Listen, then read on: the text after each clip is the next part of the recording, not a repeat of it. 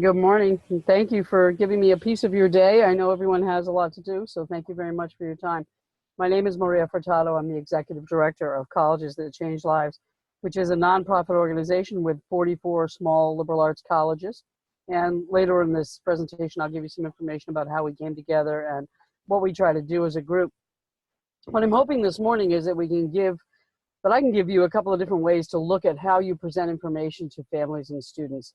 The ideal of helping them understand best what kind of education works for them, as well as asking them to think about types of education and opportunities, and perhaps even colleges and universities that they've not thought about before. I think that's where we can really come ahead and be helpful to everyone. I know that the beginning of the presentation, or the bullet points, is marked as using humor. And just so you know, when someone says it's time for you to use humor, it feels that you feel a lot of pressure. It kind of makes me respect comedians a little bit more as they try to figure out how they're going to be funny day after day after day. And before I get too far in, I'm going to start running through this PowerPoint and give you some thoughts on how you can talk about rankings in new and different ways. But Syed, I just want you to let you know that I do not have the question box up on my screen or the chat box. But I'm going to continue moving through. So I have done this kind of presentation about the liberal arts and about thinking about the search differently about 500 times. That was pretty scary math when I sat down and started to figure that out and started to think about how often I talked about this type of work. But I still have no magic wand. I have no perfect answers. I have no ways that I can give you 3 things to say that will change the minds of all the families with whom you work, whether on the high school side or from the college side. I just don't have that magic wand. I do have what I hope are some pieces of data and some resources that will help you and help them. Lots of times, this is what happens when people think about the liberal arts and they think about perhaps the lower ranked or lesser ranked or not ranked schools. They try to figure out why would they think about these schools? And so the way I look at it is, this is what they're thinking. No science, no job, too much debt. They're not always being talked about in a good way. Liberal arts colleges are on the forefront of conversation, but not always in the best way. I try to offer some opportunities and resources in research and articles that can help people think about this search differently. And often I will use Colleges That Change Lives as a great data group. You can use your institution if you're on the college side. If you're a high school counselor, you can use this resource. If you are looking at trying to work with a group of schools, you can also bring in their aggregated data as a good resource for students and parents. These are some things you probably come across. I know I come across the student and parents' inability to look beyond the ratings. And I recognize that this is cultural in some ways. In America, I think in the US, we are busy, and we perceive ourselves to be so busy that rankings are very popular, because it's a way for people to quickly get through a lot of data. And if somebody's vetted it, then it's going to make sense. What I try to tell people is to think about their values, the students' values, the family's values, what they're hoping to see and learn about a college, and then look at the values that created the ranking system. And if they are the same, then it's a great ranking system. If it is not, if those values are not the same, then it's not a very good ranking system for that particular school. The other things I come across, of course, these schools are too small. How can you do science at a liberal arts college? These schools are only for liberals. I can easily push that back on people. Looking at the particular group of schools that I work with, of the 44 schools, I would say there are a good 6 to 8 that very much hit the conservative side of the social political spectrum. And so we can easily feel that we have places that will fit for all lots of different types of students. And I love that no one has heard of it. No one anywhere. What I've taken to saying, and I think as you get older, to be fair, you can say these things in different ways, and that you can get away with a little bit more. And so if there are younger reps listening, I think that this is a little bit of a challenge for younger reps sometimes. But I think as you get older and you have a little bit more experience behind you, and people, especially parents, look at you as perhaps having a little more wisdom. I don't know that it's true, but they perhaps see a little more wisdom in you.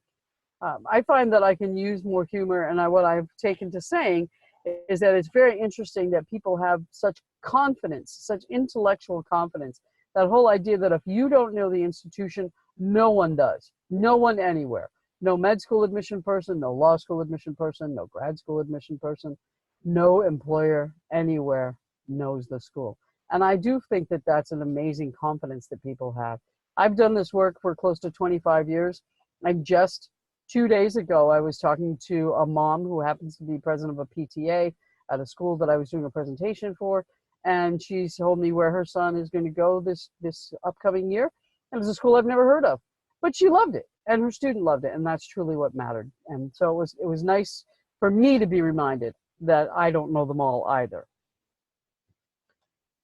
Ideas on ways you can push back on some of the rankings.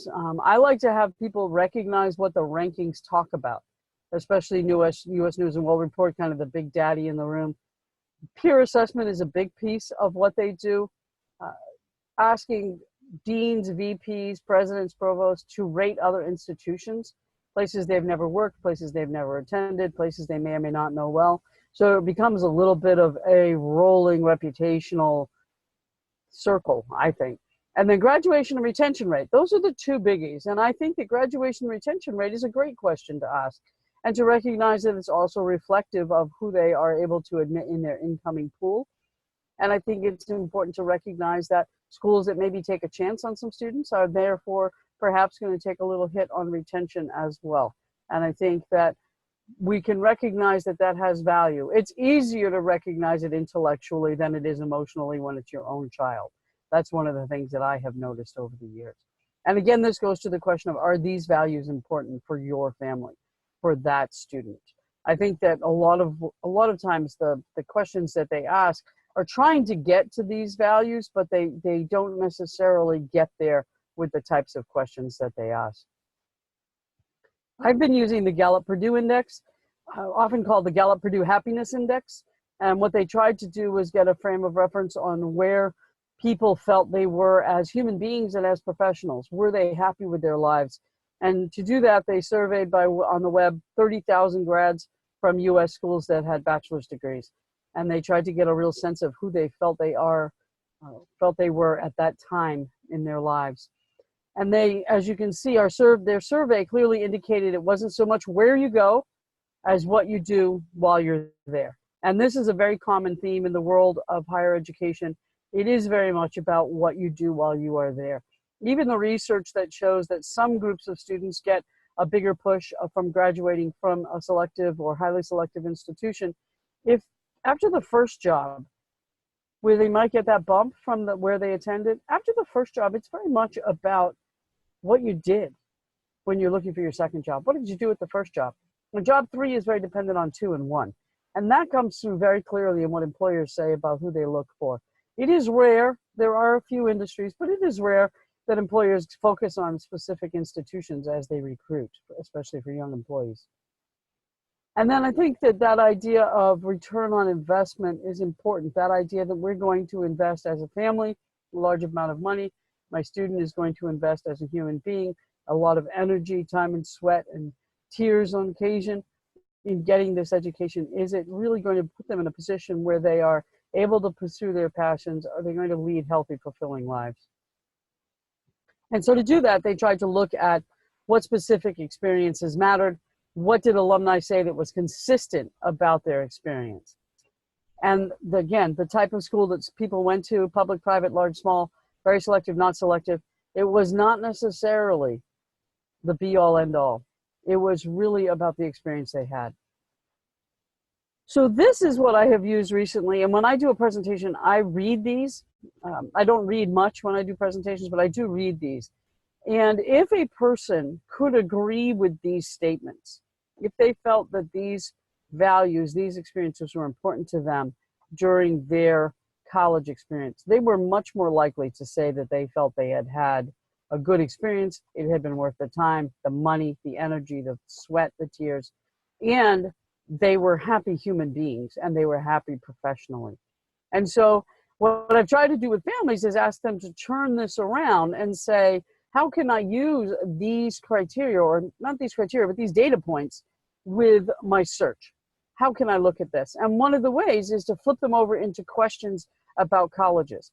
Do professors care about individual students? And so listening for the messaging that the reps use about mentoring, about advising. Who teaches the classes? Is it going to be likely faculty? Is it less likely? Is it going to be graduate students at some bigger institutions? Is it going to be TAs? And so really trying to find out what that quality experience is going to be. So these are some questions that I came up with that I think refer back to those data points that showed up on the Gallup-Purdue index. And you can see it goes right through. Do they have frats and sororities? If they do, how do they factor into the life of the campus? And some places, as we all know, they're a big piece of campus life, and some places they're a very small piece of campus life. And then I also have been suggesting that people look at the NSSE information, the National Survey of Student Engagement. It gives people a way to see what happens during the experience. The title, Colleges That Changed Lives, that was on the books from which we grew, that is the name of our nonprofit, was very much about the experience that students had while they were on campus. And so that idea of student engagement, how are they experiencing their time on campus? What are they seeing that really matters? How are they changing? How are they engaging? That's the true piece of the transformational experience. So I think the NSSE survey is great. I think also when you look at how many schools participate, it's really a big data pool. And what we used to do at Eckerd especially, so I worked at Clark University in Worcester, Massachusetts, and I worked at Eckerd College in St. Petersburg, Florida. When I worked at Eckerd, what we did with our NSSE data was we compared to the schools with which we crossed applications, and then we also compared it to schools that we wished we crossed applications with, so an aspirational pool. And the aspirational pool thing is tricky, because typically that aspirational group is different for your admission reps than it is for your faculty. Faculty have a very different perception lots of times about the schools with whom they think they should cross. So I think that that can be a tricky data point in some ways.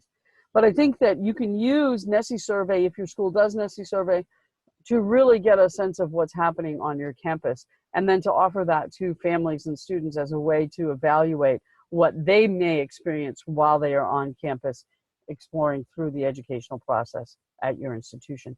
Counselors, I think this again is a way to get away from the more traditional rankings. I think it's a way to see, or at least hear in aggregate, the students' voices as they go through the process.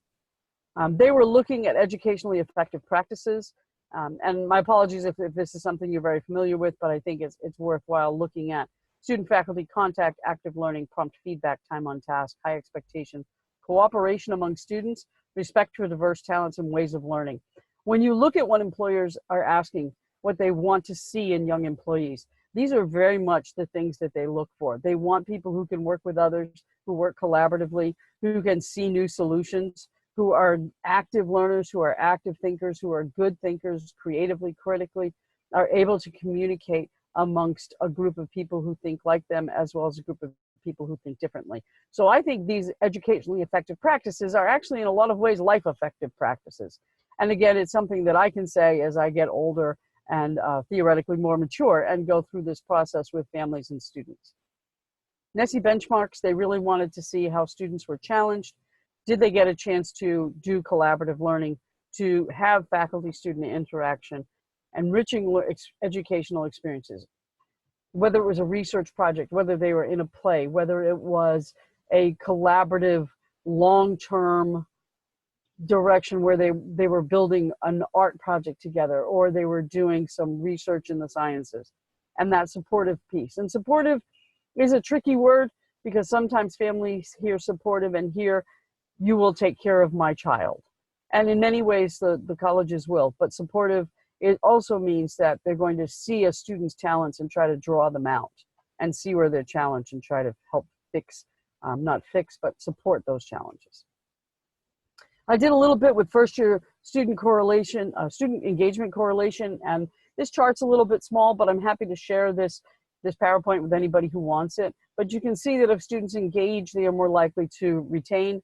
And this is the link for the NSSE survey that I was looking at, some of the NSSE data, which will get updated probably a year out from each set of data. The other outcomes that I looked at, and this is where I start using CTCL as a sample group, I looked at Fulbright's, Watson's, Gilman's. I looked at, and this is some of the stuff that I post about our group. I looked also at Peace Corps producers, the schools that really send people out to do work that really helps to make a difference. And what I like about this is, as an average group, our group admits about 65%. so amongst the 44 colleges. And that's right around the national average for admission. So if schools that are admitting on average, the average student or the average percentage of students, and then are able to produce students who go on to be Fulbrights and Watsons and Gilmans and really make a difference in the world as teachers and lawyers and doctors and nonprofit organizers, I think that says a lot about the transformational experience. And I think that's also perhaps a helpful way to talk about admit rate versus the producing or the production of students and what happens to them during their 4 years on campus. Reed College always has a wonderful piece on their institutional research page that talks about the production of PhDs. And I find this very helpful to remind people that just because there are big name institutions doesn't mean they're the ones that produce all the PhDs. And that's a certain type of success in the world of the attainment of a PhD. But I love the fact that if you look at the humanities and arts, St. John's College in Maryland and New Mexico take up 2 of the 10 spaces on the top 10. And they are schools that admit a very high number of very self-selecting students because of the way that they do their education. The students are quite self-selecting. And then I also show people the percentage by physical sciences, and you see Wabash in there, you see schools you expect like Caltech and Harvey Mudd, but then you also see again, Haverford and Wabash. Psychology, I love that University of Puerto Rico is right there at the tippy top. And then Bard College at Simon's Rock, which has that unique program where they bring in high school students early and give them a chance to work with Bard faculty as they go forward. I work a lot on trying to get people to think about the liberal arts as a valuable and valid and viable way of learning for jobs that don't exist yet. Because the students who are in high school today will work at jobs that don't exist yet. There's a very good chance that all the parents in your audience and a parent audience, no one wanted to be a web designer. Nobody wanted to work in social media. Nobody wanted to be an internet entrepreneur when they were in high school. These are new and different ways of working. And so that idea that we can educate people the same way for jobs that don't exist yet works, and it doesn't. We can't be stagnant. And that's the nice thing about a liberal arts education is it's always changing and developing and changing the foci and the way that they look at how they educate students and ask them to become creative problem solvers. 4 years ago, I'm pretty sure it's 4 years, and we can check that in just a second, but I think it was 4 years ago, the New York Times did a 2-part interview with the gentleman who was, at the time, the lead hiring person for Google. And I started to read it because I thought it'd be great to learn a lot about the tech industry. And what he really talked about from the tech side was, we hire tech people. And then when he talked about what they are looking for in employees, he talked a lot about the skill set that is in essence a liberal arts education. And that was one of the things I loved about the article. He really talked about that ability to problem solve well, to work with others. I love the line, the humility to step back and embrace the better idea of others. Because we don't always have the right answer. Someone else might have the right answer sometimes. And I think that it's important to be that kind of collaborative learner, that kind of collaborative thinker, and that kind of collaborative employee and employer.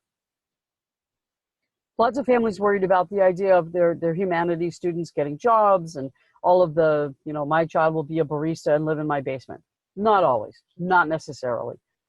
The research does show that STEM employees will probably come out of the gate making more, but when humanities majors hit their prime learning years, prime earning, no L, earning years, when they hit their earning years, they are actually making more on average than the STEM employees. And part of that is because they have a broader skill set. And this is where I think that doing science at a liberal arts school can be so valuable, is they have a broader skill set, they have a broader way of looking at things, and they can bring that different perspective, and they will often move up more quickly within an industry or within a company. And I think that that's very, very important for parents to think about. What I did, because I was using this PowerPoint quite a bit with counselors, high school and independent counselors, is I now have in the next few screens some links to share with skeptics, some links of success stories in the sciences specifically at all of the liberal arts colleges that I work with, the 44 schools. And these are just to give people ammunition.